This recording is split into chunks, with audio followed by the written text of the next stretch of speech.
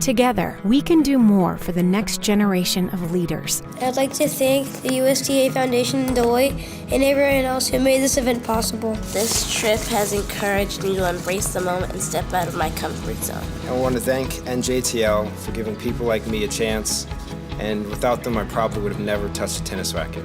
As the presenting sponsor of the USTA Foundation NJTL Essay Contest, we can connect with more youth, support them on their educational journey, and help empower them through mentorship and collaboration. Being able to support this essay competition really gives us an opportunity to really empower some of the incredible young athletes as they're starting on their journey and really recognizing their contributions. Like my mentor, Wing Ann, says, it comes in a full circle because now I get the opportunity to coach the kids because I want to make sure that they have the opportunities that were given to me.